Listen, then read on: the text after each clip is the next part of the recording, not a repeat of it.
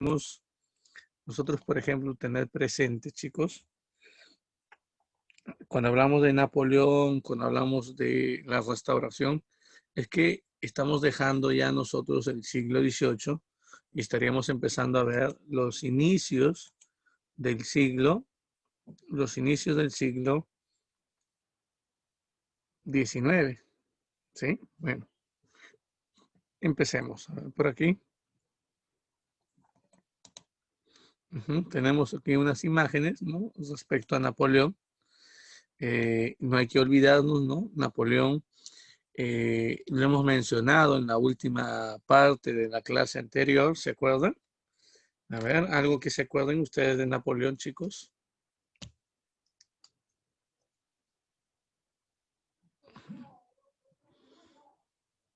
A ver, nadie. Napoleón tomó el poder.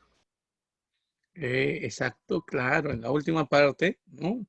De la clase pasada hablamos de cómo Napoleón, que era militar, puso fin a la Revolución Francesa realizando un golpe de Estado. Ese golpe de Estado se le conoce con el nombre de el golpe del 18 de Brumario, no te vayas a olvidar. Golpe del 18 de Brumario.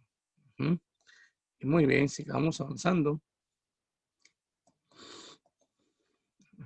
Uy, me equivoqué de imagen, chicos. Él es Napoleón. Muy bien.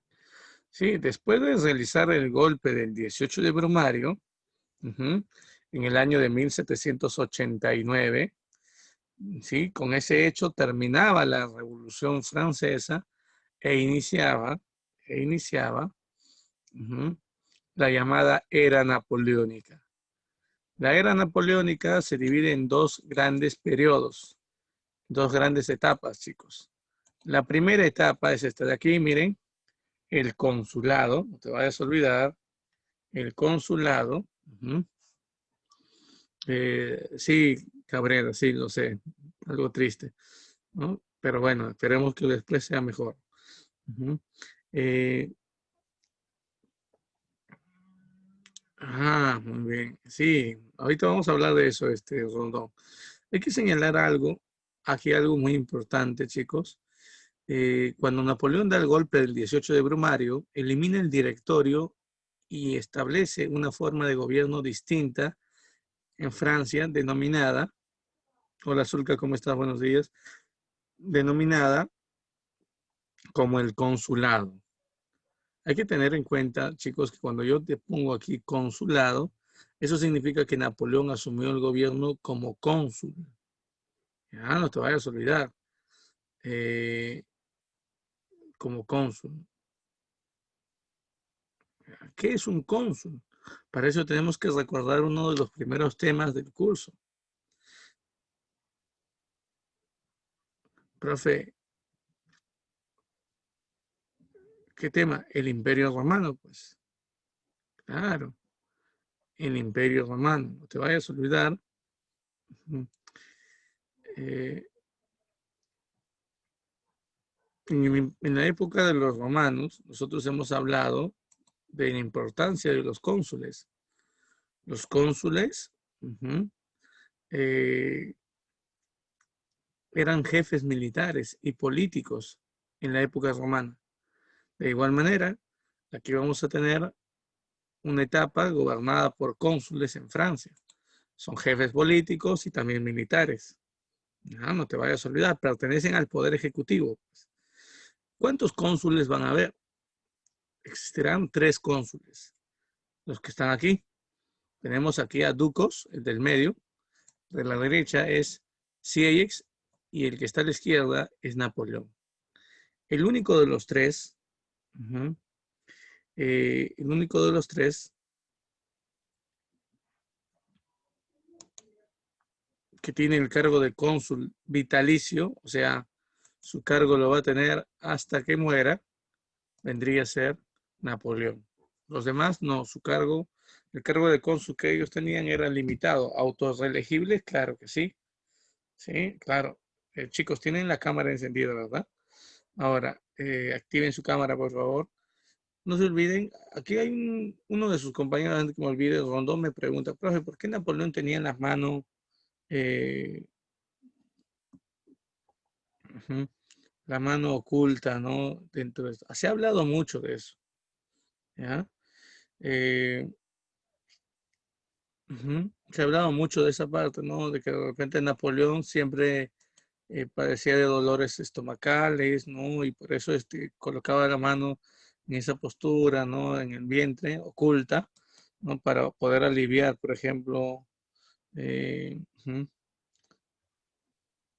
poder aliviar su dolor y todo lo demás. O algunos señalan incluso que tenía cáncer, ¿no? Pero no, chicos, no es esto, ¿ya? No es eso.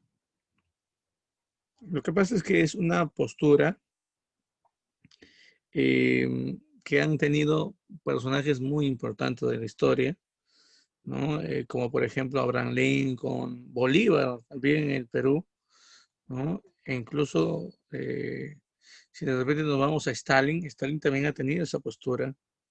Ujú. Es una postura que simbolizaba, hasta Carlos Marx tuvo ese tipo de postura, que era una forma de que ellos se diferencien sobre todo, ujú, del pueblo. Entonces es importante hablar de esto. Ujú. Simplemente es para diferenciarse de que son un grupo que ha alcanzado el poder político, ¿no? Algo así para diferenciarse del pueblo. Nada más, no es que tú tuviese una enfermedad o algo así. Ujú. Bueno, también hay que recordar que Napoleón durante este periodo de cónsul decidió firmar un concordato, un acuerdo con el Papa. Se reconcilia el gobierno de Francia con la iglesia. No te vayas a olvidar, hay una reconciliación entre estos grupos. Ujú. Otra de las cosas que también tenemos que tener presente es que durante este tiempo Napoleón decidió crear el Banco de Francia. Un banco, sí. Napoleón establece la creación de un banco que era necesario, el Banco Central de Francia o el Banco de París, era necesario para poder obviamente estabilizar la economía de Francia y promover préstamos para que se invierta y se impulse sobre todo la industria. Recordemos que en este tiempo ya hay un proceso llamado revolución industrial. Inglaterra está viviendo este proceso industrial y Francia necesita también estar en la vanguardia, necesita impulsar la revolución. Y bueno, ¿no? Una de las razones, ¿no? Eh, necesarias para esto, para que se impulse la industria, era un banco que termine brindando crédito a la población, sobre todo a la burguesía, para que así pueda impulsarse la creación de la industria. Por lo tanto, el desarrollo económico de Francia tenía que estar ligado a la creación de este banco. Uh-huh. ¿Qué más? ¿Qué más? Tenemos también, chicos, por otro lado, eh, la creación de esta obra, el Código Civil Francés. Aquí está el Código Civil Francés, o también llamado el Código Napoleónico. No te vayas a olvidar, ¿eh? Creación del Código Civil Francés, o también denominado como Código Napoleónico. ¿Sí? No te olvides, es importante esto. ¿Por qué, profe? Porque en Código Civil que Napoleón va a crear aquí en Francia va a reforzar la defensa de aquellos derechos que ya la población en Francia había logrado conseguir con la Revolución Francesa. ¿Ah? Por ejemplo, ¿qué derechos?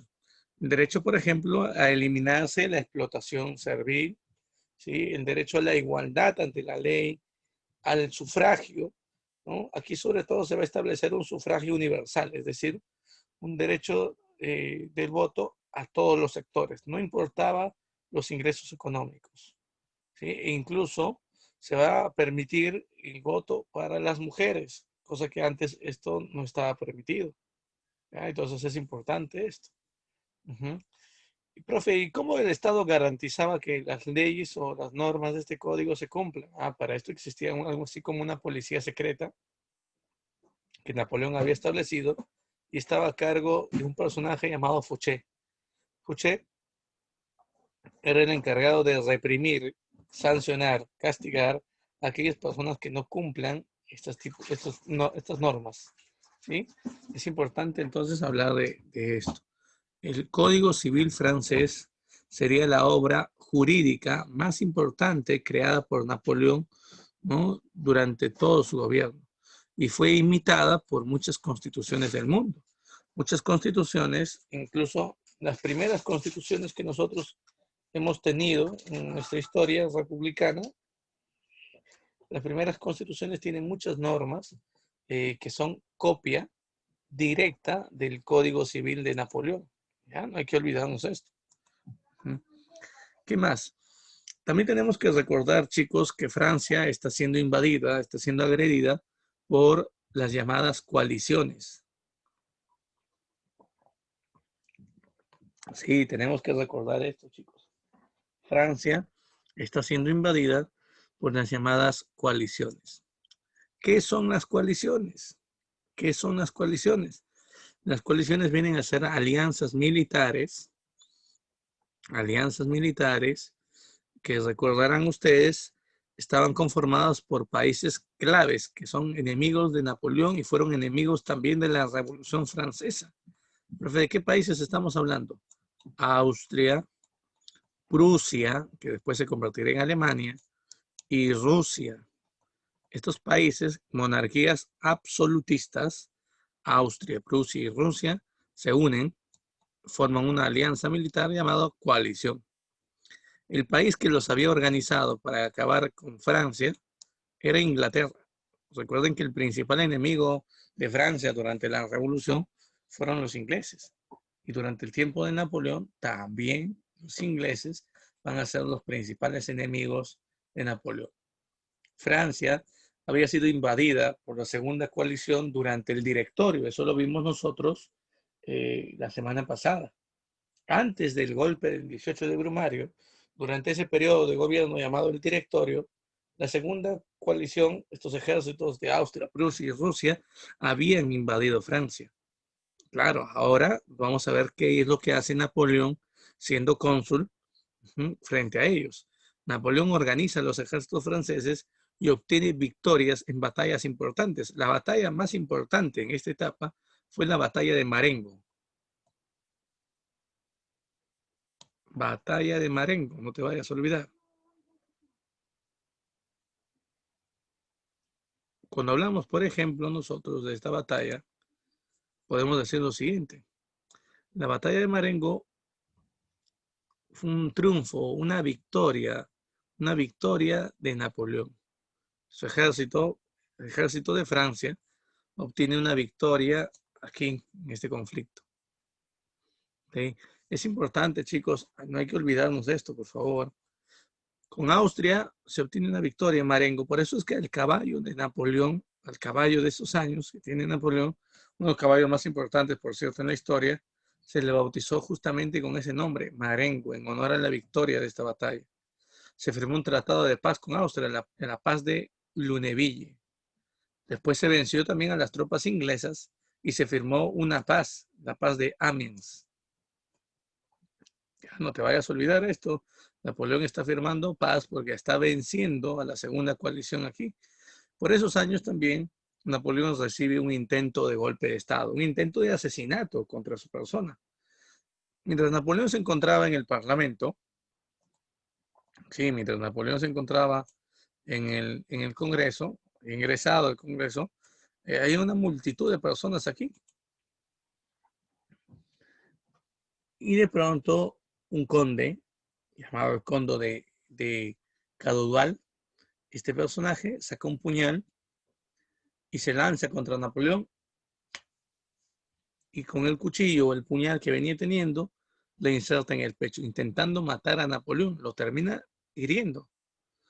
Es inmediatamente reducido por la guardia que tenía Napoleón, por los oficiales de su ejército. Es capturado. Napoleón tenía que ser llevado a ser atendido, ¿no? Por un paramédico, pero Napoleón ordena ejecutar a este personaje inmediatamente. Y miren por aquí lo que pasó. Quiero que observen cómo muere este personaje, este conde, que conspiró contra la vida de Napoleón. Pero no me digas, la guillotina. Conocían esa arma, ¿verdad? Volvieron a ser usados. Después de muchos años se volvió a utilizar la guillotina como una muestra del poder de Napoleón. Napoleón, antes de que termine el día, una noche, se presenta ante el Congreso nuevamente y establece de que no podía seguir confiando en las demás personas.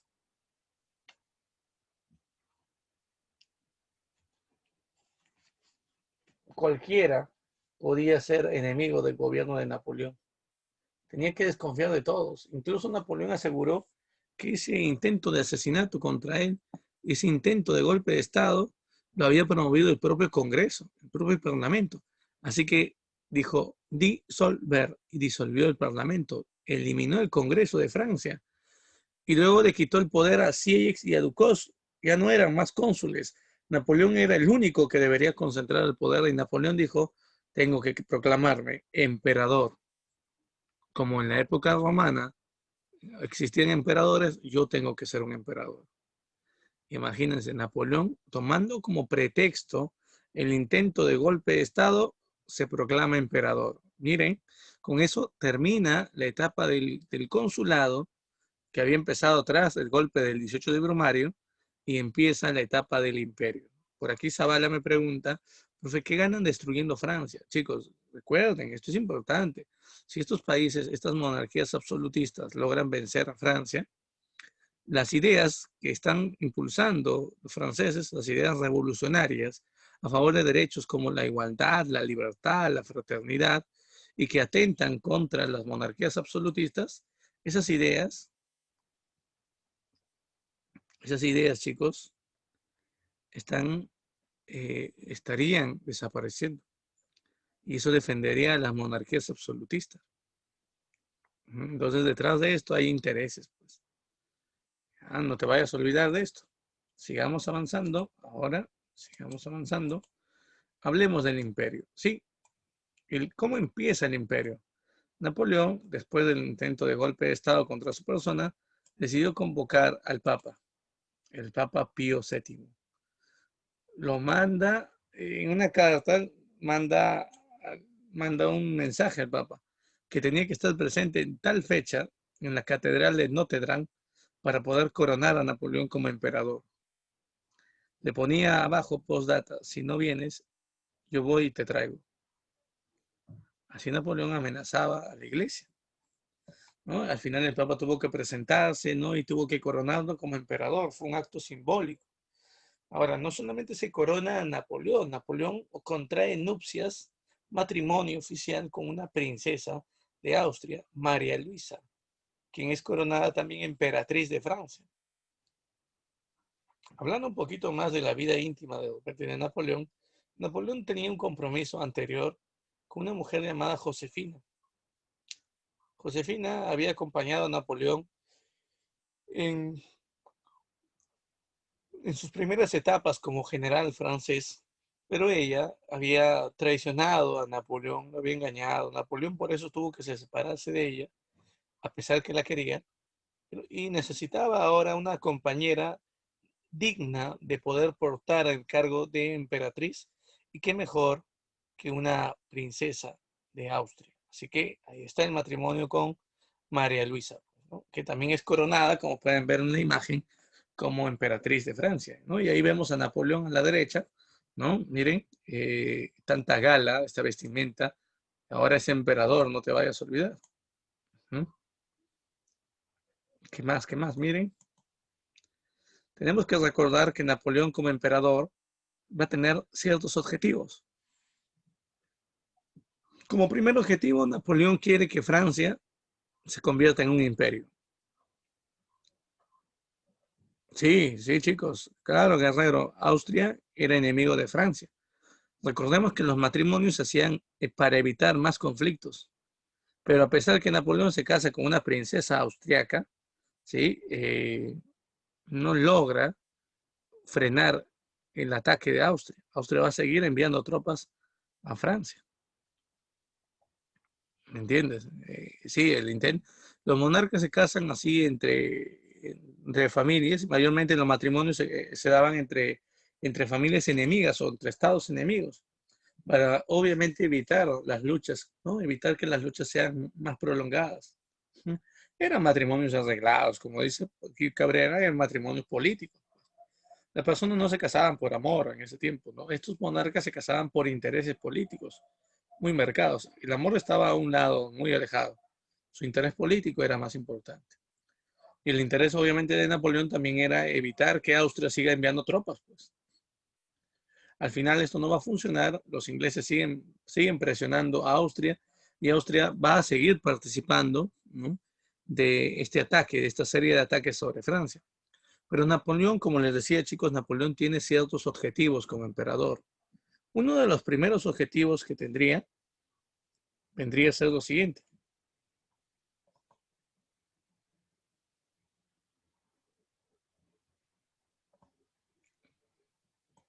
Sí, expandir el territorio de Francia.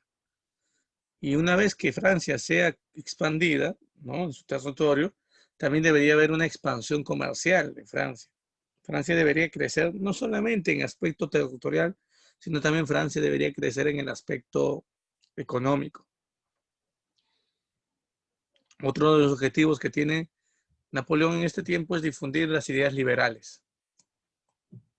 Pero no entiendo.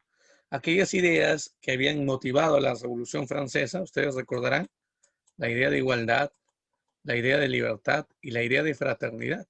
Esas ideas importantes, ¿sí?, esas ideas importantes eh, que habían iniciado la revolución, que habían desarrollado la revolución en Francia, Napoleón es partidario de que esas ideas se difundan en Europa. Por eso es que Napoleón, cada vez que enfrentaba a un país y cada vez que conquistaba nuevos territorios, tenía que llevar esas ideas, ¿no?, de de la igualdad, la libertad, la fraternidad, de que aparezcan derechos que defiendan a la población, ¿entiendes? Eso es importante, ¿ya? Eso es sumamente importante.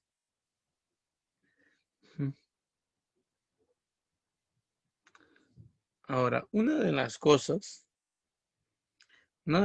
que debemos de recordar, chicos, es que Napoleón también pertenecía al sector de la burguesía, pues. Es por eso que Napoleón apoya la difusión de estas ideas. Recuerden que la Revolución Francesa había sido promovida por este sector de los comerciantes, ¿no?, la burguesía. Ahora, sigamos avanzando. También, chicos, también Napoleón tiene como objetivo vencer a todas las coaliciones que los ingleses envíen y organicen sobre Francia. Así que vamos a ver a cuántas coaliciones se enfrenta Napoleón. Hasta ahora, ¿cuántas coaliciones han invadido Francia, chicos? A ver si han estado atentos. ¿Cuántas han invadido Francia? A ver, ¿cuántas? Muy bien, por aquí Guerrero me dice, ya, tranquilo, Guerrero. ¿Quién es más? A ver, ¿cuántas han invadido Francia hasta el momento? A ver, a ver, a ver. Vamos a tomar en cuenta eso, igual que la activación de la cámara, chicos. A ver, voy a consultar a la tutora quienes han activado su cámara. A ver, Cabrera dice, profe, 3, 4, creo, no sé. ¿Cómo que no sabes? Son 2 coaliciones, nada más, son 2. La semana pasada hablamos de la primera y la segunda que habían invadido y ahora hemos hablado cómo se venció a la segunda. Solamente son 2, Machaca, Vigil, Cabrera, muy bien. Nanasca, Urbino, ya, hasta ahí. Mucho. Ya. Tenemos que estar activos, chicos, no se duerman. Vamos a ver por aquí. Anotamos Urbino, la Nazca, ya, Urbino, la Nazca, Vigil, Cabrera ya y Machaca. Ya está, Yadira, la Nazca, ¿no? Ajá. Y su hermano creo que también. A ver. Sí. Ajá. Ah, no. No, no, no, es la misma. Ya, listo. Atentos a las preguntas porque voy a tomar en cuenta eso como nota de participación, actitud frente al curso, ¿ya? Listo, chicos, muy bien. Ujú, ya, ujú. Entiendo, Cabrera. Entiendo. A ver, sigamos avanzando, sigamos avanzando. Miren aquí. Hablemos ahora de la invasión de la tercera coalición. Napoleón y Francia tienen que enfrentar ahora a la tercera coalición. Tercera coalición, profesor. Sí. Profe, me he dado cuenta de algo. Por las imágenes, me puedo dar cuenta que este enfrentamiento contra la tercera coalición se dio a través de un combate. Sí. Las imágenes nos muestran que no fue una batalla, fue un combate. Napoleón decidió cuando Austria, Prusia y Rusia invaden nuevamente Francia, Napoleón dice, la culpa lo tienen los ingleses. Si vencemos a los ingleses, las coaliciones ya no serán enviadas sobre nuestro país. Entonces decidió formar una alianza con España. Sí, se alió temporalmente a España, chicos, y con apoyo de un barcos españoles, Napoleón envía a sus barcos franceses a enfrentar a los ingleses. Se produce el combate de Trafalgar. Este combate fue una derrota de Napoleón. La Armada francesa, ¿sí?, al igual que su aliada, la Armada española, son vencidas por la Armada de los ingleses al mando de este almirante llamado Nelson. Sí, chicos, Napoleón perdió. Su aliada España también pierde. Napoleón se da cuenta que vencer a los ingleses en el mar es prácticamente imposible. No por nada los ingleses eran recordados como la reina de los mares desde mucho tiempo atrás. Importante entonces recordar eso, chicos. ¿Qué más? Miren, también Napoleón decidió enfrentar a los enemigos que habían invadido Francia en batallas. Tenemos una imagen aquí a la derecha de una batalla. Y esta es la mejor batalla que Napoleón libró en todo su tiempo como gobernante de Francia, como cónsul y como emperador. Es la batalla de Austerlitz, o también conocida como la batalla modelo. Así le llamaron todos. ¿Por qué, profesor? Porque debería ser imitada. Fue la mejor victoria que tuvo Napoleón, utilizando caballería. Es la batalla de caballería más grande de todos los tiempos hasta ese momento. ¿Sí? Y también llamada la batalla de los tres emperadores. Napoleón se enfrenta aquí al emperador de Rusia, al zar. Sí, en Rusia, chicos, al emperador se le daba este nombre, zar. El zar Alejandro I, y se enfrenta al emperador de Austria. Profe, ¿y los vence?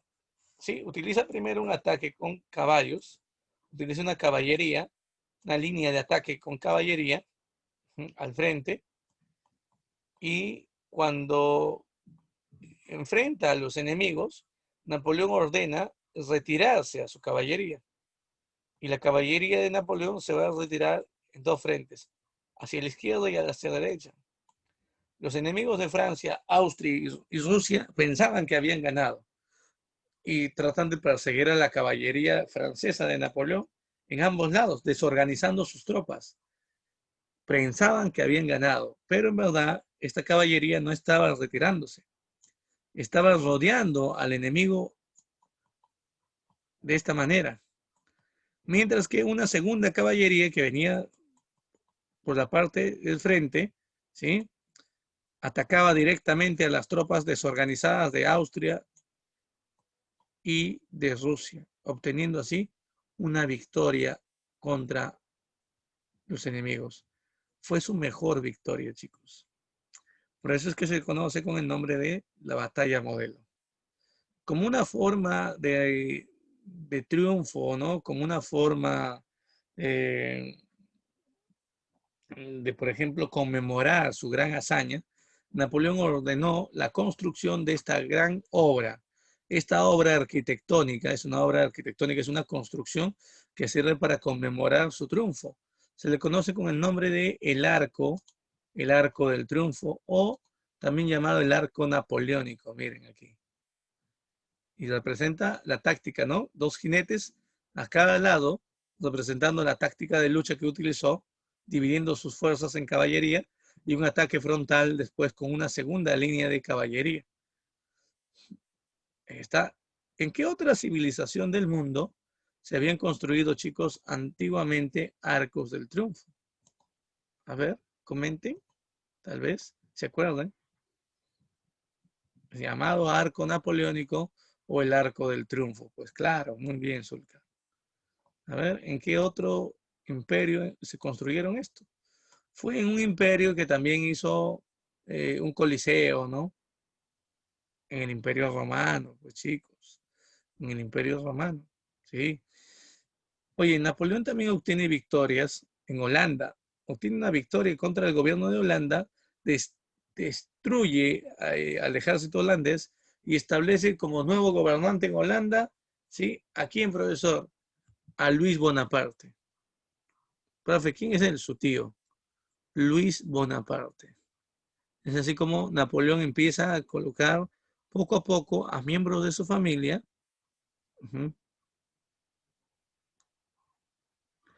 en los gobiernos europeos. Aquí está Luis Bonaparte como gobernante de Holanda, miren. Aquí está, no te vayas a olvidar, ¿ah?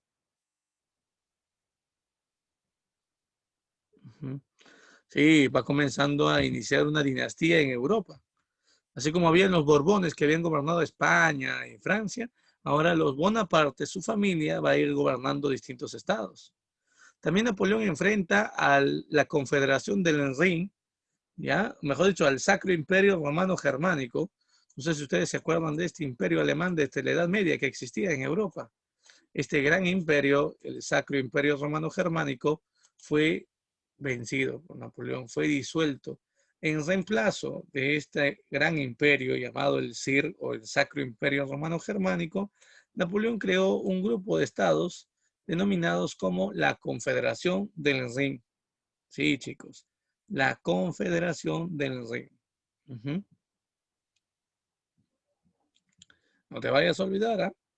La Confederación del Rin. Importante señalarlo, sí, porque va a ser un estado aliado a Napoleón ahora. Por otro lado, Napoleón firma un acuerdo de paz con Rusia, la llamada paz eterna se le llamaba, porque se suponía que ya no iban a enfrentarse más. Tanto Rusia como Francia se firman la paz de Tilsit.